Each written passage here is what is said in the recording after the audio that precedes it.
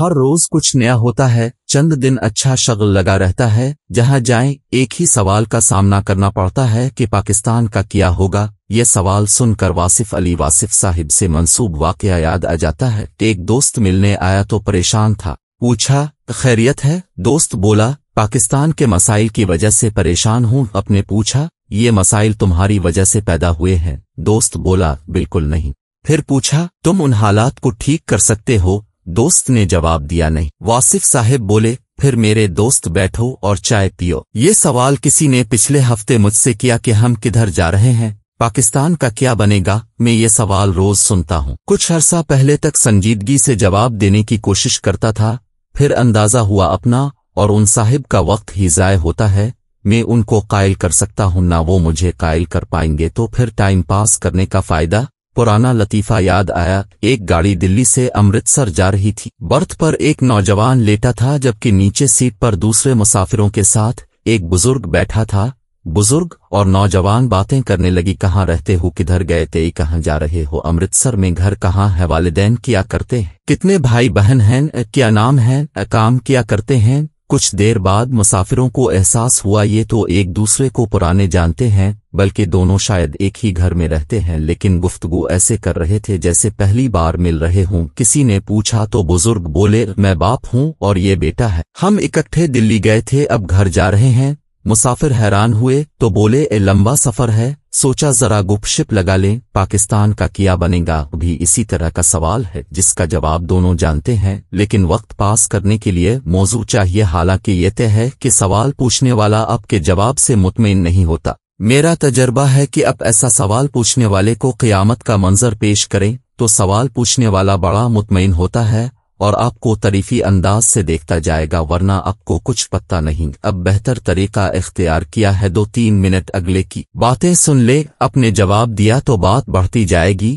اور 1 گھنٹے بعد شاید تلخ بھی ہو چکی ہو سکتا ہے ان کی باتوں میں وزن ہو جو میں سمجھنے سے قاصر ہو، لہٰذا لمبی بحث میں کیا پڑنا۔ اپنی اپنی جگہ پر سب لوگ ٹھیک ہوتے ہیں، کسی کو جھوٹا سچا ثابت کرنے میں توانائی خرچ کرنے کا کیا فائدہ۔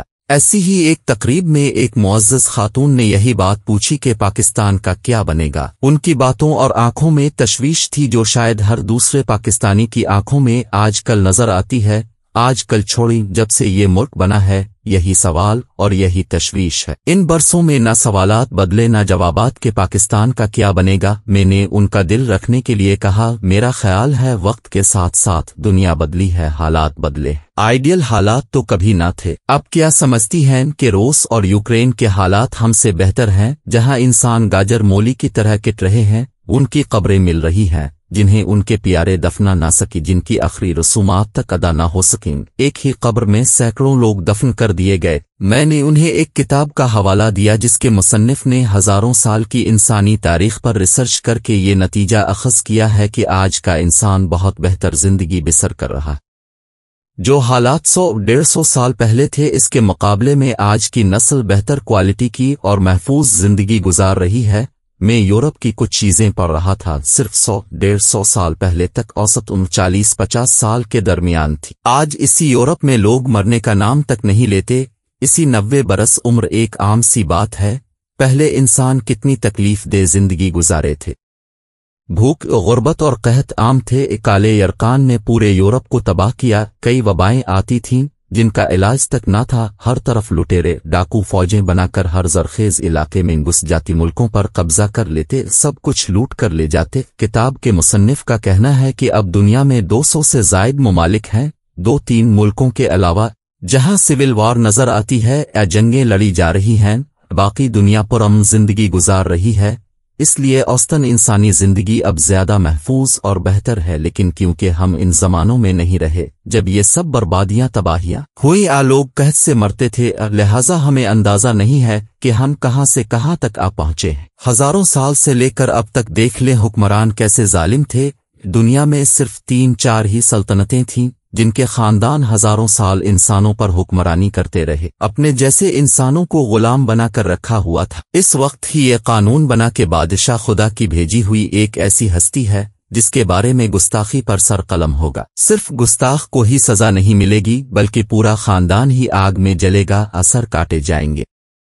یہ کام صرف یورپ میں نہیں ہو رہا تھا، ہندوستان میں بھی یہی کچھ ہو رہا تھا۔ مورخ ابراہم ارلی اپنی کتاب در ایج اب واقعہ لکھتا ہے کہ کیسے سلطنت دلی کے بادشاہ یہی کام کرتے تھے۔ ایک دفعہ دلی کے مسلمان بادشاہ نے قاضی کی عدالت میں مقدمہ کیا کہ فلاں مولانا صاحب ان کے خلاف پراپیگنڈا کرتے ہیں کہ میں ظالم ہوں۔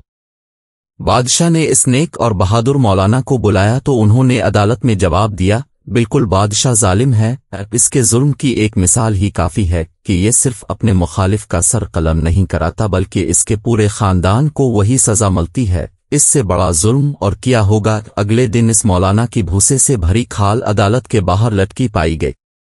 بادشاہ کا ٹرائل نہیں ہو سکتا تھا کیونکہ یہ قدیم تصور تھا کہ بادشاہ کبھی غلط کام نہیں کر سکتا۔ تصور تھا کہ سب غلط کام عام لوگ ارعایا کرتے ہیں اور وہی سزا کے مستحق ہیں۔ عوام خود کو ہی ملزم اور مجرم گرنتے تھے، بادشاہ خود بھی تلوار کے ذریعے بدلے جاتے تھے۔ جنگیں فیصلہ کرتی تھیں کہ نیا بادشاہ کون ہوگا۔ ہزاروں لوگ مارے جاتے، پھر جا کر ایک بادشاہ چنا جاتا جو اسی رعایا پر پھر وہی مظالم شروع کر دیتا جو مقتول بادشاہ کرتا رہا تھا۔ عوام نے خود کو اس رول کے لیے وقف کیا ہوا تھا۔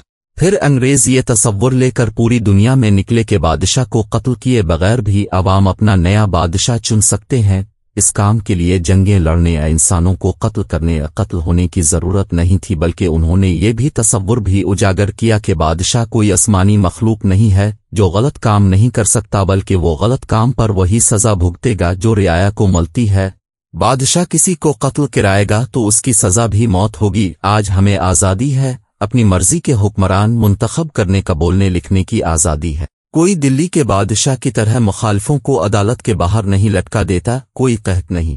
زندگی کا معیار اور عیاشیاں بڑھ گئی ہیں۔ وہ کافی دیر مجھے دیکھتی رہیں اور پھر مایوس ہو کر بولے، لیکن پاکستان کا کیا بنے گا؟ میں نے ایک گہری سانس لی اور خود سے کہا، بیٹا اگر 2 منٹ چپ کر کے ان کی بات سن لیتا تو تیرا کیا جاتا۔ وہی باپ بیٹا یاد آئے جو دلی سے امرتسر ریل پر سفر کر رہے تھے، ایک برتھ پر لیٹا تھا تو دوسرا نیچے سیٹ پر، اور دونوں کو اپنے اپنے سوالات کے جوابات معلوم تھے۔